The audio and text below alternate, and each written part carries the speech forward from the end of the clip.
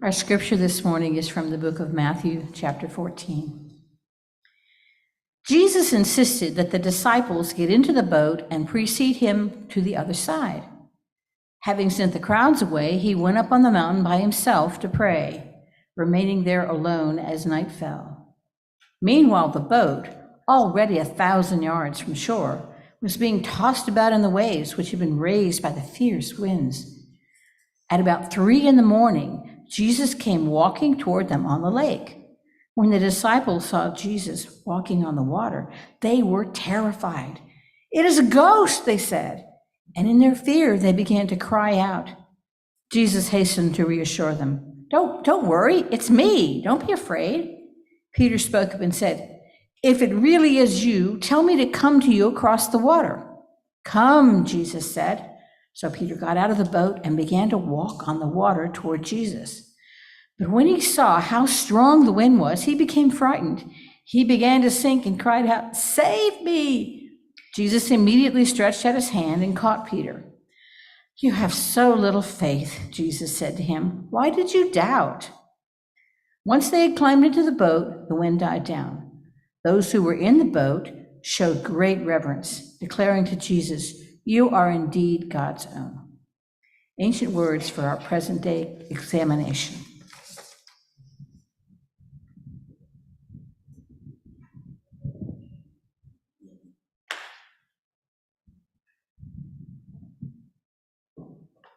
Well, I want to add my thank you to everybody else that's spoken so far. Thank you for being here this morning, being with us. If you've been here many times before, you've heard a kind of obsession of mine to look at the difference between magical religion and mystical religion. I'm very aware that different people use different words and different labels for things, and that you may want to use different words than I choose and different labels than I choose. But I think when we look at our nation and we see the condition that much religion is in, how it's lost its bearing, how there are good and decent people who are doing terrible and indecent things, and often it's because their religion is keeping them from really coming to terms with things.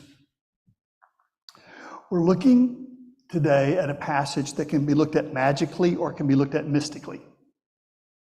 Or maybe you can come up with a combination that I haven't thought of. But in the story, Jesus sends people on in the boat. There's several versions of this story.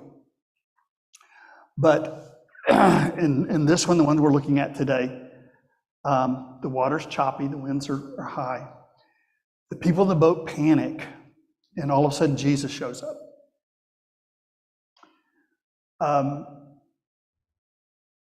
So then Peter gets out of the boat, tries, then he starts sinking, cries out, and Jesus rescues him. What I would like you to know is that Buddhism has a version of the same story that's probably hundreds of years older, where a disciple of Buddha is trying to get to the Buddha. Buddha preaches and the people don't hear or understand. So a disciple wants to get to Buddha, but the rivers have risen. So to get to the Buddha, he has to walk across water. And in the story, he starts to walk off and does fine, and then starts getting afraid and starts to sink. The people that heard the Christian version of that story may very well have already heard the Buddhist version of the story. As I've pointed out many times, Israel was a trading center. And so you had Buddhists and Hindus, you had Epicureans, you had Stoics, you had all kinds of philosophers and religions that people knew about. I personally believe that many of the stories in the Christian scripture come from other religions, and that when people heard them, they knew that, they recognized that. When you look at the writings of the early church, They're much smarter than anything that happened in Europe. Much, much, much smarter. And all you have to do is look at the index in the early church, the first couple hundred years, and you see Plato, you see Aristotle, you see other religions, you see philosophers left and right.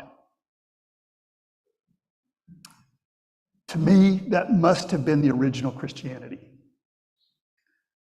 In church and also in seminary, I was taught that nobody understood Christianity before Augustine showed up, Luther, Calvin, that the first generation were just confused. I believe they were much richer, but that's not what they wanted the church to be like in Europe. In Europe, they wanted people not to think. In Europe, they wanted people to submit to authorities and not question. And so it's very hard to get the Jesus of the Sermon on the Mount into much traditional Christianity. There's just a tension there. The question I want to ask, that I've asked, this has been my passion for 50 years more. What were both of those stories trying to get to? What were the people that told the story in both of those places trying to share with us that's deeper than the actual story? To get a clue, we're going to look at the Sophia passage. What we're doing in this whole series is we're looking at traditional passages from the Christian text, and then we're looking at the mystical Jewish sayings that were there for a couple hundred years before Christianity came along. And what I believe is that you see a lot of information coming forward, that it was a mystical religion, it was not a magical religion. Let's look at the text. One of the things that you notice in the Sophia sayings, that's the Greek term for wisdom. We get philosophy, means the love of wisdom, love of Sophia. And she sings her own song. This is the cosmic wisdom speaking. So when Jesus sounds like he's being arrogant, he may be referring to this cosmic wisdom. Let's look and see. Hear wisdom sing her own praises. She proudly proclaims her glory among her own people. She speaks out in the assembly of, that's the sacred name, in the presence of God's host. I am the word come forth from the mouth of God. So when John writes, in the beginning was the word, they already had this notion, not of a word like on a page, but a pattern that shapes the entire universe. So it goes, I am the word come forth from the mouth of the source of being. I am enveloped the earth like a mist. In other words, it's not just an individual, it's something that permeates everything. I dwelt in the high heavens, my judgment seat a cumulus cloud. So lots of good balance happening here. Alone I encompassed the vault of the sky. I wandered across the abyss, over the waves of the sea, over the whole earth, over all people and nations I reigned. Wait a second before you shift, please. What I want to point out is the word in Greek there is not the normal word for walking. It means to wander about.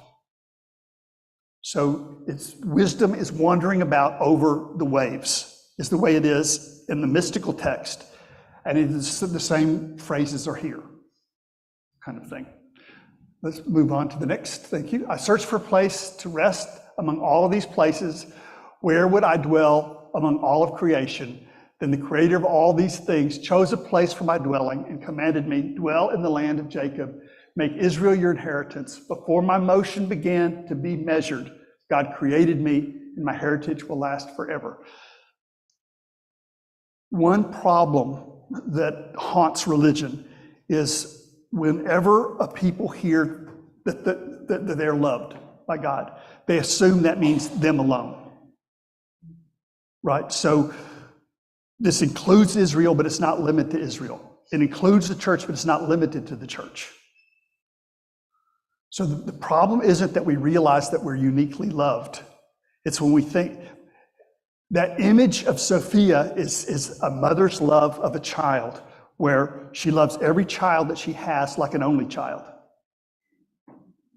It's a particular type of intimate love. So when it seems like it's saying it's only Jesus, that's, I think, a misunderstanding of the poetry that's here. Okay, so in the story, we're choosing between the mystical and the magical. And what I want to suggest is the three differences that are very important is that when we think magically, we're looking for power. When I'm afraid, when I'm frustrated, when I feel my life is on the line, I don't tend to be deliberative. I want power. Mystical religion is looking for insights. Magical religion is trying to control nature. Mystical religion is trying to understand nature, trying to harmonize with nature. The second thing is magical religion usually talks about one-time magical events that it calls miracles. And there's nothing wrong with that, but the mystical is talking about something that's happening all the time. So magical religion, you have to look for it. You have to do something that makes it happen. And mystical religion is talking about the cosmic wisdom that's giving you being right now at this moment. And then finally, magical religion tends to be private or sectarian. It tends to be something you're wanting for yourself or for your group, the group that you care about. Whereas mystical religion has to be everybody, everywhere, all the time. So let's walk through the story and see if this holds up in your mind. First is the idea of power versus insight. In the story, Peter represents us. When we feel like we're lost in a storm, when we feel like our boat's taking on water, we can have moments of inspiration and courage and strength, but it often unravels underneath our feet. Because it's not based on understanding. It's not based on understanding principles. It just wants magical things to happen. And that's understandable when you're afraid. If you think of the difference between alchemy and chemistry, the difference between astrology and astronomy, you get kind of a sense of the difference that's here. Magical religion can be enchanting, it can give you insights, but it doesn't help you understand the principles that you're going to be living in.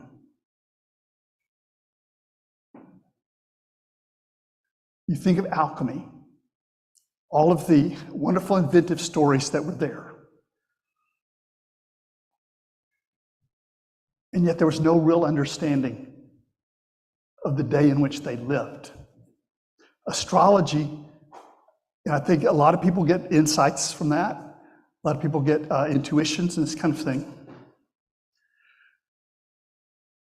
But I don't think they learn about the real planets. Right? In all the years that astrology ruled, nobody learned anything about Venus. I mean, would you choose that as the romantic planet if you knew what it looked like? Would you say, well, if it was in this part of the sky, you know, you're going to have bad relationships when it comes over here?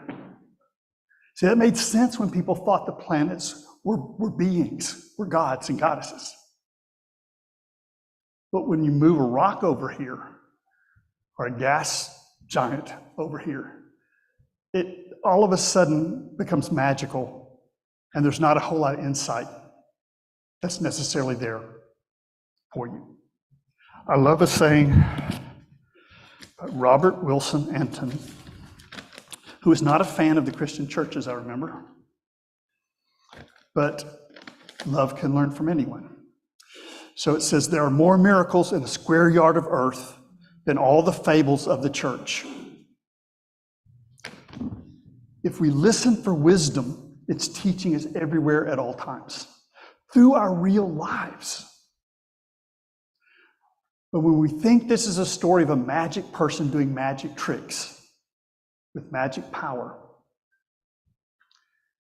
religion can lead us further and further away from our own hearts and minds. So in the Sophia poetry, it's saying the universe is held together by a cosmic wisdom. You are a child of that wisdom. When Jesus is called the Son of God, the child of God, the offspring of God, he's trying to share with you that that's you too. Jesus didn't come here to say, I'm the only one. And what I want you to do is grovel the rest of your life, and I'll give you some toys. It's you are the light of the world. You are the salt of the earth. You are the offspring of whatever the creative principle of the universe is. And there's nothing you can win in life that replaces the sense of worth you have from knowing who you are in the cosmos. So the first gift Sophia gives us today is insight over power. The second is, instead of that idea that things happen one time magically, to realize that there's something happening all the time. This cosmic wisdom and creativity is happening all the time. You can't miss this bus permanently. I remember as a kid, I'd been taught magical religion. And I left my home in Dallas thinking there's a bus I got to catch that's going to the truth. And I don't know where it is, what it looks like, or when it arrives. But I'm supposed to find it and catch it. Desperation, fear. That idea that there's something better about walking on water than your everyday life is a tragic mistake. A tragic mistake to think that the everyday miracles that you walk through all day long are nothing, that they're not freakish exceptions to the laws of nature, that they're not sacred. It's destroying not only lives, but our planet. If we don't learn to see the sacred in the ordinary, we're in a world of hurt as a country.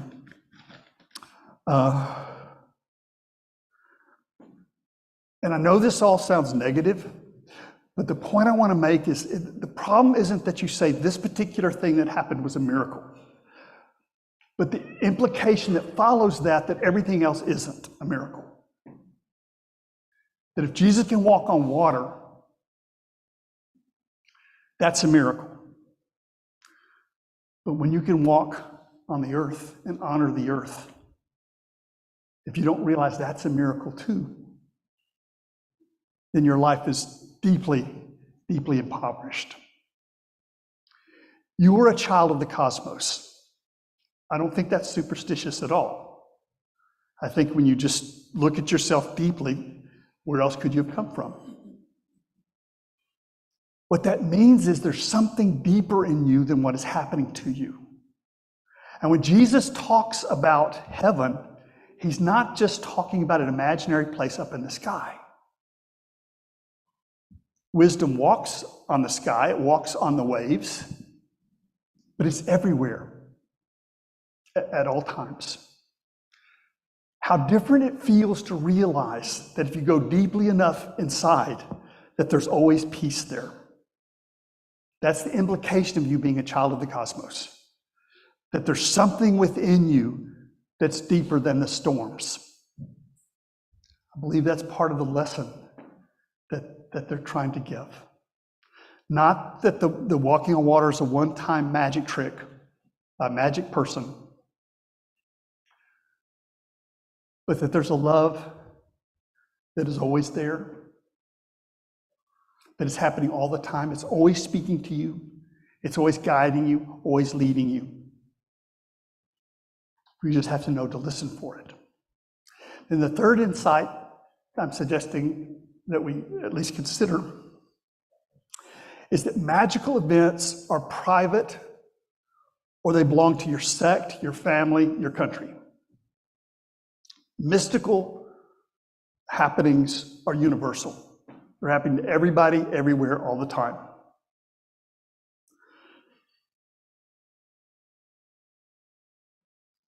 In these stories, these magical kinds of stories, I think that the writers, the poets that put these stories together were trying to help you see a face on the storms of your own life.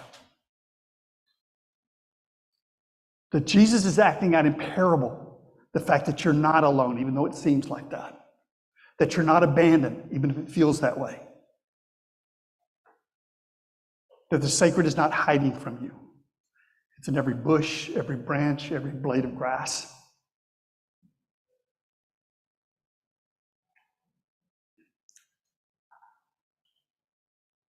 Jesus is the face of the cosmic wisdom. You don't stop with the face. And once you have the wisdom, it doesn't have to be Christian anymore. You're going to see it everywhere. You're going to see it in Buddhism. You're going to see it in a loving atheist. You're going to see it everywhere. What kind of a product only comes in one kind of bottle? Right? And what kind of a product do you need hell, pointing at your temple, a gun pointing at you to think, okay, this is a product I'll take?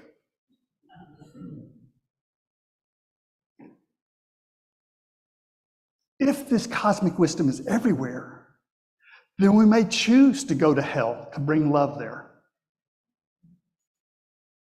Isn't that where love would go? Where the pain is, where the need is, where the lost souls are?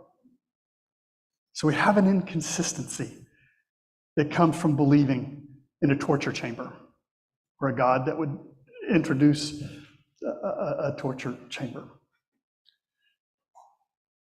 Magical religion cannot get rid of the fear that we have.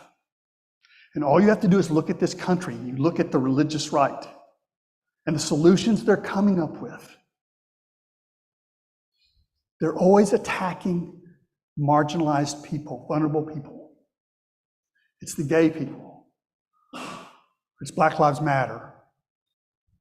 It's immigrants. But it's never the things that are really killing us. I love Wanda Sykes. She had a joke that kind of hurts more than it's funny, but she says, until a drag queen walks into a school and beats 8 kids to death with a copy of To Kill a Mockingbird, I think you're focusing on the wrong stuff.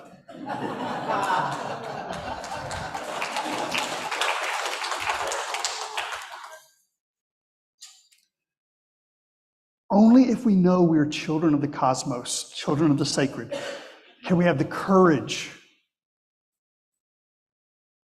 to make choices other than fear, other than superstition, other than power, other than magic. When we realize who we are the light of the world, we are the salt of the earth. There's nothing in the whole world that is more valuable than you are. And to trade yourself for money or even survival betrays your own essence. The Christian story is not one of personal salvation, but a love that lifts us above life's storms. So let me see if I can summarize this and put it in one bottle. We'll see. I think it's hugely important for us to consider what our religion means to the rest of the world. If our religion means pain for some other people and injustice, then I think cosmic wisdom itself is saying we can do better than that. We can choose insight over power. We have to have trust. We have to have faith. But changing the universe is not as helpful and loving as listening and learning and responding to the universe. To stop trying to change the universe and change ourselves so that we become a gift to the world. And then second, to stop believing that the stories that are told in the Christian text are about one-time magic tricks. I don't think any of them are. I think they're all teaching stories about a process that's happening all the time, not somewhere else, but within you and around you. If you can't find it in you, look at the person sitting next to you. And then finally, that it's not this surrender to fear that we call salvation in the church. There is salvation, but it means wholeness. It means realizing your enemy is your friend, it's your family. It's recognizing that life and death are not two separate things, and one of them isn't your friend and one the enemy. Living in the whole is what we're looking for. What we're needing is not a magic person to come and a one-time miracle change our lives and save us from the consequences of our own actions. What we need is the love that lifts us above the divisions, above the hatred, and above the fear, and helps us to see this world as one. Well, that's my understanding of the story. We'll take a moment for you to think how you would understand it.